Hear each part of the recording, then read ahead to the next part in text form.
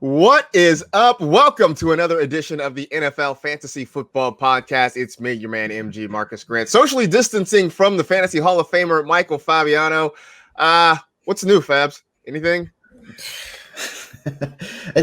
How come nothing, at least we're going to get baseball, right? But it seems like every day the media is pushing the coronavirus is spiking and things are getting worse. And it's just like, I just want some good news. So I guess that we know we're going to have a baseball season that fits into that category of good news, right? Yeah, no, it does. And you know, now that you mentioned it, that's a perfect segue to bringing in, last week we had a guest. We had JJ Zacharyson on from Number Fire. This week, our guest is a guy who is certainly very familiar to all of us. It is our own Mike Florio, who is a researcher with NFL Media. You can also find him as a writer at Fantrax, at Rotoballer. Also co-hosts a show on SiriusXM with our pal and one of the big names in the industry, Scott Engel. Florio, first off, I got to say, one, welcome to the show. Two, you share a name with another prominent football personality who recently had a Twitter feud, and I just want to know if your mentions are okay right now. Believe it. Well, thank you guys for having me. And believe it or not, it was better this time than previous times. And his thing was trending. People were sending me screenshots of that, like, "Oh man, what'd you do?" And I just had to be like, "It's not me." So what was the other Florio's Twitter beef about? I didn't even know anything about that. It was, I think, coronavirus related.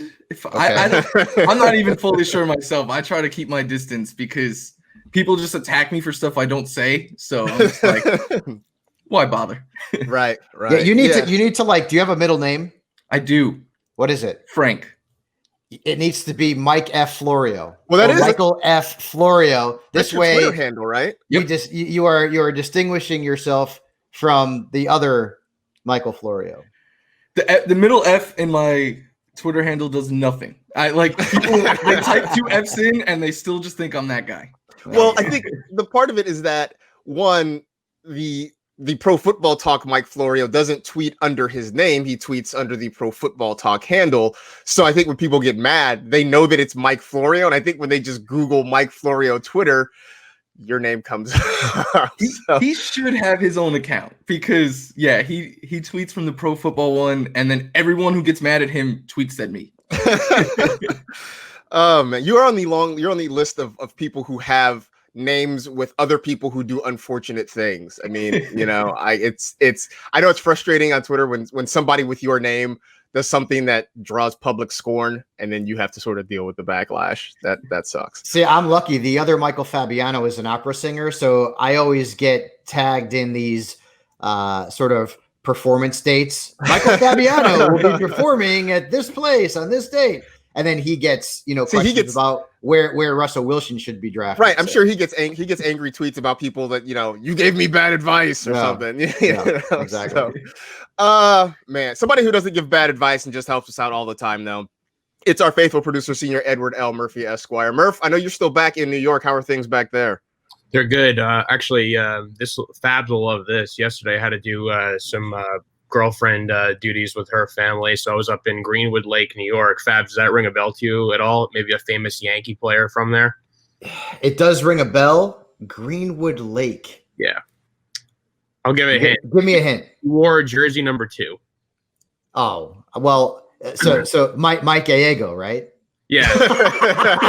Wait. How many other Yankees that have worn number 2 can you name? How about Dale Berra? I mean, I honestly don't even know. I mean, they've all been lost to history because of that last guy who wore number 2. Derek Jeter. Yeah, so he's from the town, and he actually just sold his childhood home. It's been in his family for years, and he built on the property in like typical Jeter fashion, very, very big castle-like facility going on there. It's like a compound, but he actually recently just sold like 2 years ago for like $17 million.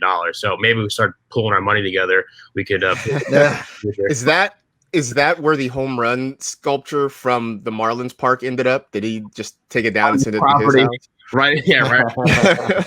Right where the water hit his brick wall. That's where he put the home run statue.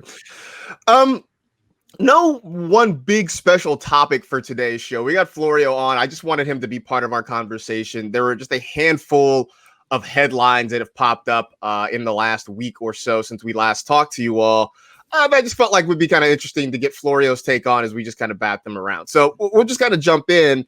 The first thing is there are a couple of big name, fantasy relevant, fantasy coveted wide receivers who were in the news recently. Josh Gordon has applied for reinstatement. I know this feels like I'm, talking to you from like 2017 or 2018 or 2019, but I'm not. He has applied for reinstatement. Meanwhile, the Ravens and the Seahawks have both admitted that they've had internal discussions about Antonio Brown and possibly signing him. Florio, I will start with you as the guest this week. Do either of those names excite you? Is there one that you'd rather take a shot at this year in fantasy drafts? I can't do the Josh Gordon thing anymore because I've been chasing him since 2013, and we all have. When you're 0 for 7, I mean, at some point you gotta just say it's time to give up. But I am targeting Antonio Brown in like early best ball drafts. He's going late, like around 16, 17, even later sometimes. And I think at that point, knowing his upside, knowing that a couple of teams are already interested in him, yeah, he may have to deal with a suspension if and when he does get signed. But I just think at that point, the upside is greatly outweighing the risk. I mean, what are you expecting out of a pick that late anyway? I don't think any pick that late can match the upside of an Antonio Brown. Yeah, 100% on board with that. I've been targeting I've actually seen Antonio Brown get picked in redrafts in a 14-teamer. We did that for the FSGA yesterday on Sirius XM. And in redrafts, I guess, like if you're in a larger league, then absolutely it makes sense. But in best ball, Mike said it. Like, what are you getting there? Like Demarcus Robinson. I mean, like, what are you getting there? Like, hell, take a shot on Brown. If he comes back, he's going to be suspended very likely for any number of games. And then when he returns, suddenly, holy cow, you've got one of the best wide receivers in the history of fantasy football. Yeah, it's funny. I was in a redraft redraft league last night, and late. I mean, we're talking 16th round out of 18 rounds. I had Antonio Brown in my queue and was really looking hard at making the move. And then 2 picks before I was on the clock, somebody else took him, so the decision was sort of out of my hands at that point. But it speaks to the fact that people are thinking about it, that they are considering.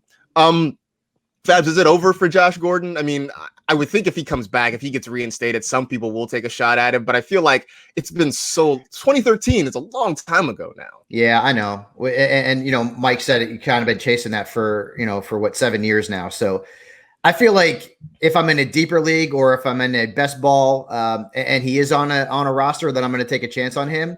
But unlike Brown, I would need Gordon to actually be on a roster for me to even consider drafting him because the ceiling is not nearly as high as it is with Antonio Brown. Let's put it that way. So, and with all of the trouble, it's like every single year, reinstatement, suspension. Right. It's a roller coaster ride I'm sick of. So I'd be looking harder at AB than I would be at Gordon. Do either of you have a preferred landing spot for AB? I know, like I said, Seattle, Baltimore have at least publicly admitted that they've talked about it. I would think there are probably other teams that have internally discussed it that we don't know about. Do either of you have a spot where you just say, this is the perfect spot, or because it's Antonio Brown, does it not matter really? Baltimore. I would love to see him in Baltimore. Like if he ends up anywhere, number one, he's going to be motivated to play the Steelers twice a year. And yeah, and he's got his cousin there, Hollywood, right, along with him. And the Ravens don't have a number one wide receiver. I mean, Seattle's got DK is, he's trending into that direction. They've got Lockett. So Baltimore could use him. Imagine if they had him in the playoffs last season against, Tennessee, maybe things would have been a little bit different, but I'd like to see Baltimore if he comes back. Yeah. Florio, you feel that way too? Any other possible candidates for you?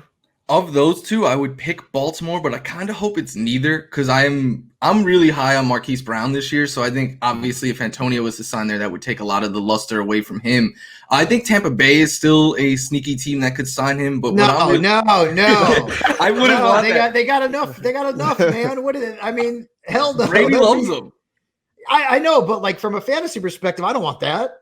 I'm hoping that he doesn't sign until someone gets like injured or we see something like that in preseason, and then he comes into a team that has opportunity for him. But as of now, I guess of those teams, I'd pick the Ravens, but I don't love any of them. The problem though is like if Brown doesn't get signed until a team has a need because of injuries or coronavirus, when he comes back, he's not going to play right away because the NFL is going to discipline him. Right. So the best case scenario for me would be that somebody signs him now or within the next few weeks. And then we know, well, okay, he's going to miss 6 games. He's going to miss 8 games, whatever the case may be. And then life's a little bit easier for us and we can determine his value a little bit easier. But if it's a situation where the regular season starts and he's not on a roster and suddenly somebody signs him, and then all of a sudden we have to, well, he hasn't played football in a while and we have to figure out when he's going to be back because discipline is likely, that's a little bit more of a headache for fantasy fans. I do have a landing spot that I think would be interesting. I'm going to save it because there's another topic in the show that I think would kind of. You can't have him. He's not going to the 49ers. No, not the 49ers. So, although, now with Deebo Samuel hurt and, out potentially for 12 weeks, who knows how long? I mean, it'd be nice. But no, that is not what I was thinking. Just interestingly enough, as we're talking about guys who are free agents that we might be taking a shot on in drafts, any thought to maybe in redraft leagues or not redraft leagues, but in best ball leagues, maybe taking a shot at Devontae Freeman, thinking that at some point somebody's going to sign him, or is he just too off the radar right now? No, dude, in best ball, I would take him late. Why not? Because again, same sort of situation. Especially at running back. I mean, what's going to be out there, in the last couple of rounds at running back in a best ball? And I feel like Marcas, he will end up signing somewhere, but I don't think it'll be a situation where he'll be with a team in camp. Ultimately, it could be one of those situations where a team suddenly has a need. And in this sort of coronavirus, situation that we're in right now, we found Zeke has already contracted it, and all around the sports world, dudes are getting it. Golfers are getting it. Baseball players are getting it. Like 5 Phillies got it or whatever it was. Hell, even WWE, there was a guy who got it. So that's going to happen. And a team is going to have a need.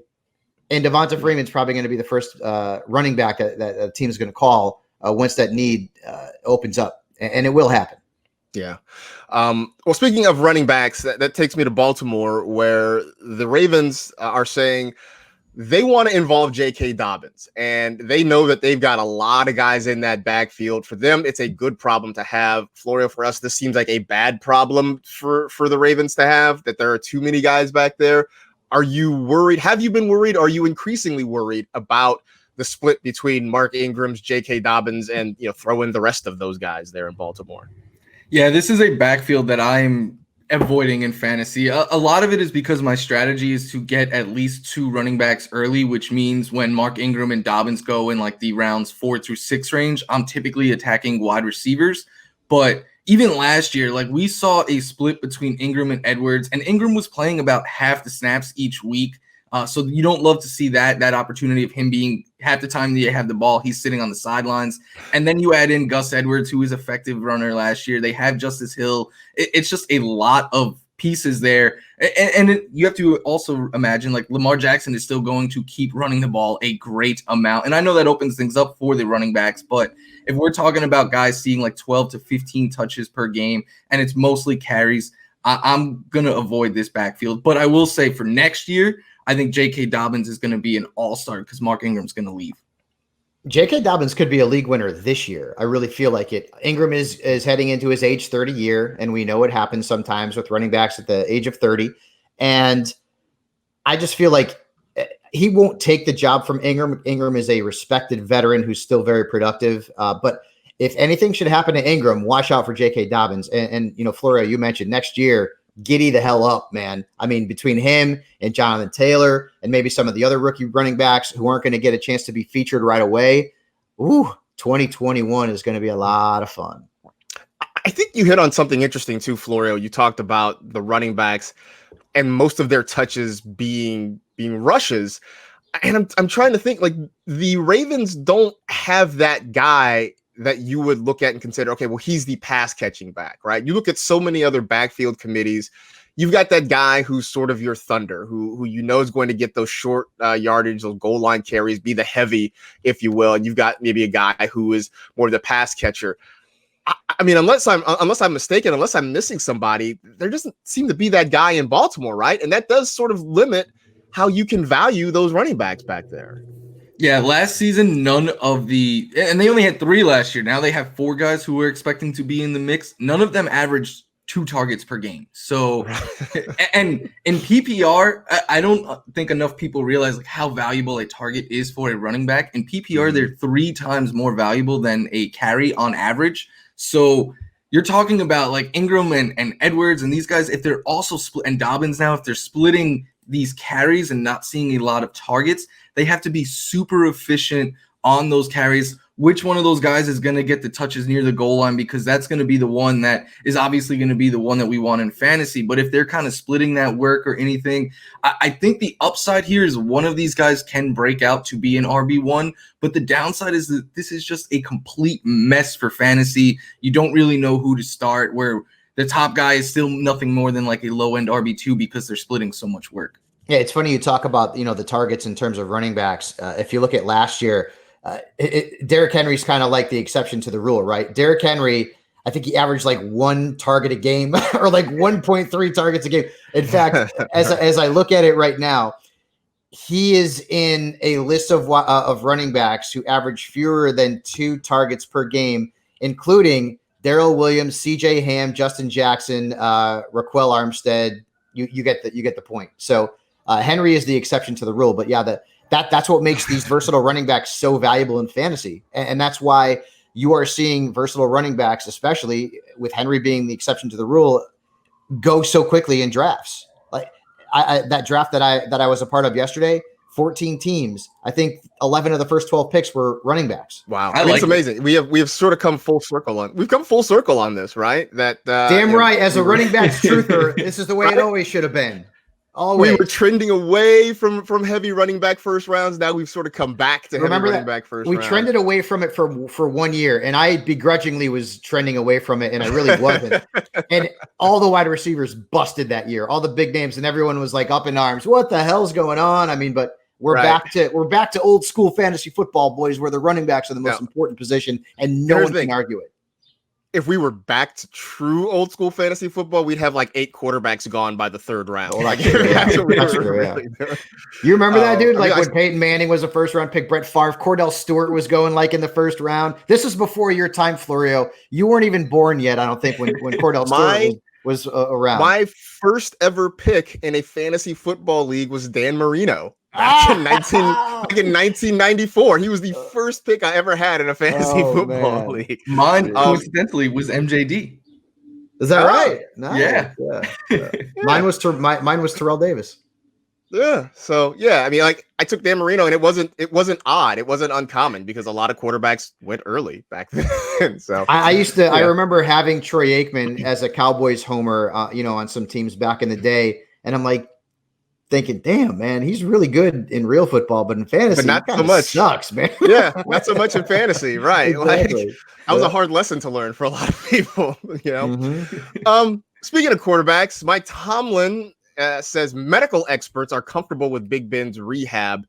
He's been working on his elbow, obviously missed pretty much all of last season because of it. And the Steelers offense and a lot of their fantasy values suffered as a result of that. So, Fabs, because the doctors say they're comfortable with it, do we feel comfortable with it? Because I actually recently wrote, there hasn't been this much hanging on somebody's right arm since Henry Rowengartner took on the Mets in the National League Championship Series in the movie Rookie of the Year. Oh, what? You know what? I mean, Florio probably even remembers that. I'm assuming the Mets lost that, right? Yeah, well, because the Cubs won the World Series in that movie, right? Because they're the Mets. It's the Mets. We're also like really evil for some reason. Oh, jeez Louise. So with Roethlisberger right now, I have him ranked 16th at quarterback. So he's in the middle of that QB2 conversation. He's getting drafted really late, but you could say that this draft that I was a part of yesterday, like Drew Brees, Tom Brady, Roethlisberger, I don't even think Rivers got picked, and it was a 14-team draft. Like it was crazy. So that's where you have to understand that the strategy of waiting on a quarterback needs to be ingrained into your brain, unless you really want Mahomes or Lamar. And I get it, I understand, but that's the key to building a really well-balanced fantasy football team, man. Is like running backs early, then you go with the wide receivers. Maybe you pick up a tight end in the middle, but you wait at that position unless somebody falls to you, Marcus, right? Unless it's like, it's Deshaun Watson is there in the 8th round, or Russell Wilson is there in the 8th or 9th round, and then maybe you pull the trigger there. But Roethlisberger is part of that whole thing, right? The elbow is good. We've seen, some videos of him sort of throwing the football to some of his teammates in these workouts that the players have gotten together and done over the offseason. And the weapons he has is tremendous. And hell, Deontay Johnson is like this year's Hakeem Butler, right? Everyone in fantasy loves the dude, think he's going to be great. Hopefully he doesn't turn out like right. I mean, yeah, of course. I think Butler, that kind of like phased out when he ended up getting drafted by the Cardinals, and that was the end of that one. But Deontay Johnson, if he develops, you've got James Washington, you've got Juju, you've got Connor, you add Claypool, like Big Ben's got a lot of options in that offense. I mean, it's not Le'Veon Bell and Antonio Brown, but it ain't bad. Yeah, I mean, does this Florio make you feel better about the other Steelers? Because I feel like I've been hesitant. I've been hesitant on Juju, even James Conner. Deontay Johnson, I'm fine with because I've been getting him at a spot that it's not a lot of risk. But does this give you any extra confidence about maybe drafting Steelers a little bit earlier? I guess a little bit, because the thing I still worry about, like I have no problem taking Ben where he is going. But with like Juju, like you have to still pay a high-end price. And the fear is still, Ben is still almost 40.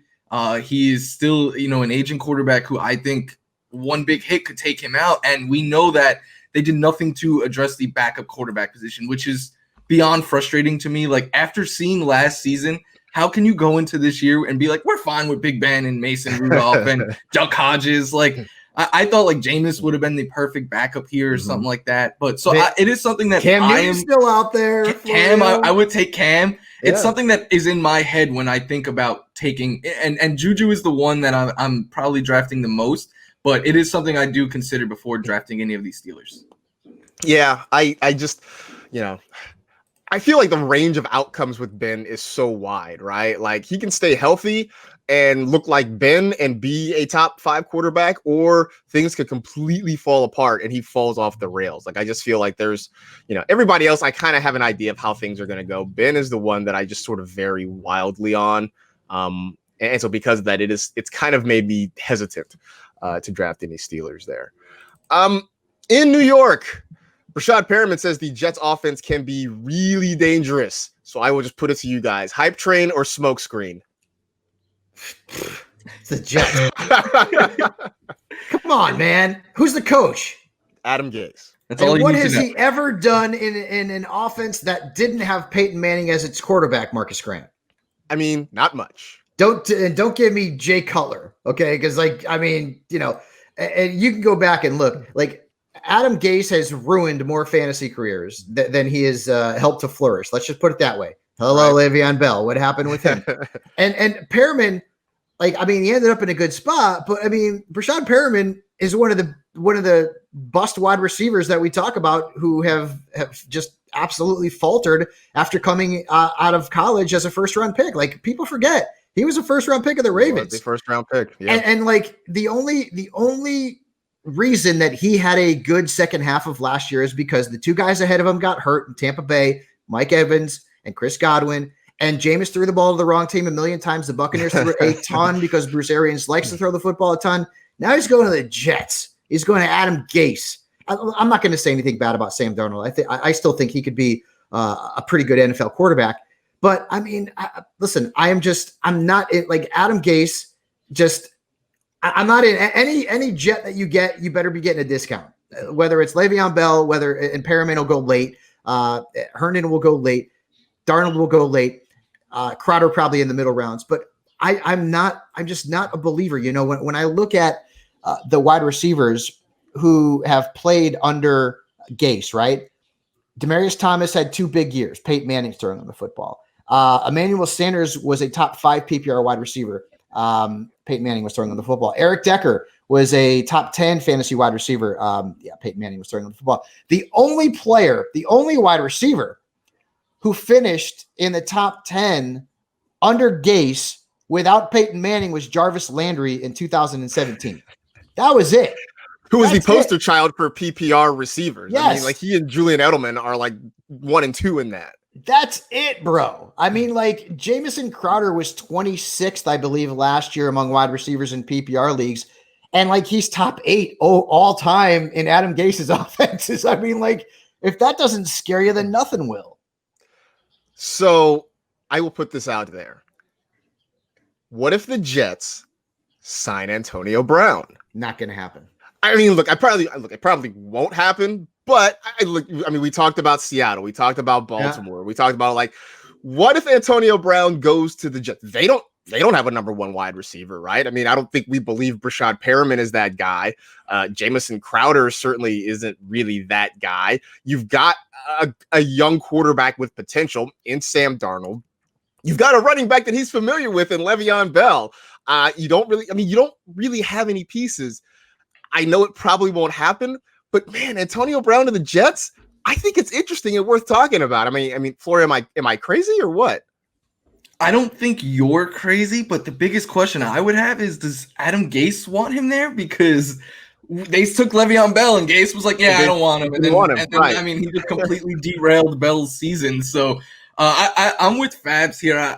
I worry a lot about the Jets offense. I mean, outside of Peyton Manning, Gase's offense has never finished in the top 20 in points, and they finished once. In yards, and they finished once in top 20 in points. So, I mean, you're talking about taking away one of the greatest quarterbacks ever, and his offenses are completely awful. So, I think Antonio Brown would help the Jets, and it would help Sam Darnold, but I think it would hurt Antonio Brown more so than if he went to better offenses with actually competent head coaches. I agree. I agree with Marcus that as a landing spot, it's pretty good because there isn't a number 1 wide receiver. I mean, you could argue they don't have a number 2 wide receiver. Like, Jamison Crowder would be a 3 on a lot of teams in the NFL.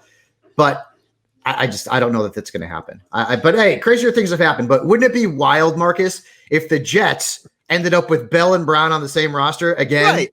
Like awesome. that would be something else. Yeah. I did have this weird thought deep in the back of my mind that somehow the Steelers and AB sort of kiss and make up, and he comes back to Pittsburgh and they make one more run with like the killer bees, right? With Ben, Brown, and Bell. Because I say the Bell part because there was some talk that if things go sideways for the Jets again this year, that they might look to move Le'Veon Bell at some point before the trading deadline. Now, I can't imagine a trade to Pittsburgh would be feasible or anything like that, but it was fun to talk about. But I guess the upside is maybe we can get Le'Veon Bell out of New York and get him somewhere where he can be productive again. Yeah, because the talent is still there. Right. The coaching is just has not been there. Not at all. So those are all kind of the big football stories I had. Florio, we got you on, and aside from talking about fantasy football and doing research for the NFL, you also do a lot of fantasy baseball stuff. I know we are all baseball fans here, and I know we have all been watching, probably with some heartache and heartburn, the strained negotiations between the owners and the players. But it looks like finally they have come to an agreement that we're going to have a season. It's going to be 60 games. Part of me as a Dodger fan feels like this will be the year the Dodgers win it, and it'll have a big fat asterisk next to it, and I'm going to be frustrated, but whatever. But for you, I mean, writing about fantasy baseball, talking about fantasy baseball, how much do things change for people with just 60 games as opposed to 162 games over a season? Yeah, it's a big debate right now. Like, if your league drafted before the lockout, like, should we redraft? Because I think it is a completely different game. Like, the divisions, you're going to be playing your division teams 10 times, and then each team has a rival that you're going to play 6 times. Like, Fabs, I'm a Met fan, you're a Yankee fan. We are rivals this year because they're going to be matching up more than any other. I love it. I love it, man. I'll want to beat up on the Mets all day long. This has actually been really good for the Yankees, though, because, and I say we because this is, almost 40 years of being a fan. So, don't at me. Judge hurt, right? I mean, like Severino, obviously we're not going to get him back. But the Yankees have had some injuries, then of course, Stanton. Stanton. But all these guys had a lot of time to get healthy, man. Like, so that's that's a good thing for the Yanks for sure. Going to be interesting. I haven't done, because Florio, you're in my fantasy baseball league, which I got to figure out now when we're going to hold the draft, because I'm still going to do it. But now you're looking at changes. Like, do you feel like teams should sort of follow in the direction of what like Marcus and I and a lot of industry folks in fantasy football have been talking about, and expand the rosters, designate roster spots for COVID players, that kind of thing? I think you should, because I mean, we've already seen that now as teams, because now this was just a financial negotiation up to this point. Now they're worrying about the actual issue at hand being the virus. And like Charlie Blackmon has already tested positive, and he is a huge piece in fantasy baseball. And I think we're just going to get more and more guys who test positive. And then something else you're going to have to worry about, which you never really had to, like Mike Trout is expecting his first child in August. He has already said he is going to be with his wife. So now does Mike Trout have to quarantine for 14 days before we could get him back? And if so, and if that's the case, Mike Trout should not be the first pick this year. Like, he should be falling a good amount, because if you take away 2 weeks out of 60 games, that is a huge chunk of the season. So, and then you're going to have players holding out, like Carlos Carrasco, who dealt with leukemia last year. Like, he might hold out. And so if you drafted Carlos Carrasco, like, what happens now? You know, like, he was a high-end pitcher. So there's still a lot to figure out. And to me, like, in like a head-to-head fantasy baseball league that's normally 20 weeks, now you might have a regular season that's 5 or 6 weeks. So to me, it's super dilated, and a lot like the Dodgers, Marcus. I think if you win a fantasy baseball championship this year, it's going to have an asterisk next to it. Just from a strategy standpoint, and I'm thinking about, we've seen in baseball now the rise of the opener, and how teams have gone bullpen heavy.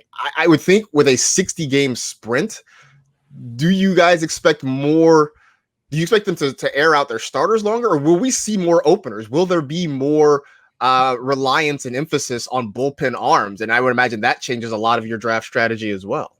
I think so. And my strategy as of right now is going to be emphasizing the high-end closers, because, like you said, we've seen more openers. And I think what we're going to get a lot of, because spring training 2.0, as they're calling it, when they could have called it summer camp. It was right there for them, right? It really was. But it's going to be about 3 weeks, they're saying. And I don't think that's enough time for pitchers to get, to where they're going to be going 6-7 innings right out the gate. So I think we'll see the elite high-end pitchers still go pretty deep. But these back-end arms, I wouldn't be surprised if we see them go 3 or 4 innings, and then you bring in another, pitcher like that, like a swingman type pitcher, to go 2-3 innings. And I think a lot of teams are going to also follow the Rays plan, which is just kind of like mix and match your back end of the bullpen. You don't have a set closer, because when your starters aren't giving you innings, you're going to need all arms on deck. So I'm going to go, though, with the closers that I think are established, like the Aroldis Chapmans of the world and Kenley Jansen, and those guys who we know are going to get the 9th inning opportunity when their teams have a lead, because I think those fringy starting pitchers, one bad start out of 10 maybe that they're going to make can just completely ruin your fantasy season. So there's a lot of things that we have to consider that we've never even had to think about. So what you're saying is the Yankees are the favorites to win it all, because we have the best bullpen in baseball, right? The Yankees and Dodgers are still the 2 favorites, and I think their odds are even. So you guys could be playing each other. And Marcus, you got to be at least like breathing a sigh of relief, because like you may have otherwise traded a lot to get Mookie Betts and not gotten anything out of it. Goes away after a year, yeah. So yeah, that there's pros and cons. One, that yes, they will hopefully get to see Mookie Betts play for a little bit. The downside is that I have this irrational fear that every day the Dodgers play, my biggest worry for them is that they just don't get no hit. Like, I spend at least a couple of innings in terror of like, please just don't get no hit. When they get a hit, then I can just calm down. So now that feeling gets to come back again, for better or worse. So I don't know. Florio, real quick though, like what is because I haven't followed this as closely as you have. What's the plan for stadiums? Like where are they going to be playing? Have they determined that? Like what's going on with that?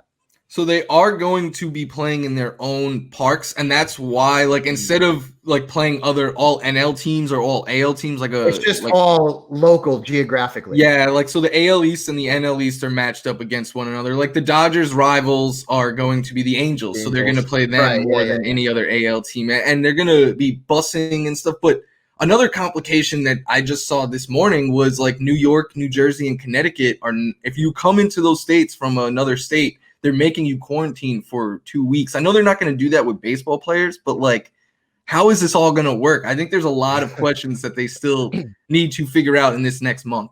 So this will be the first year.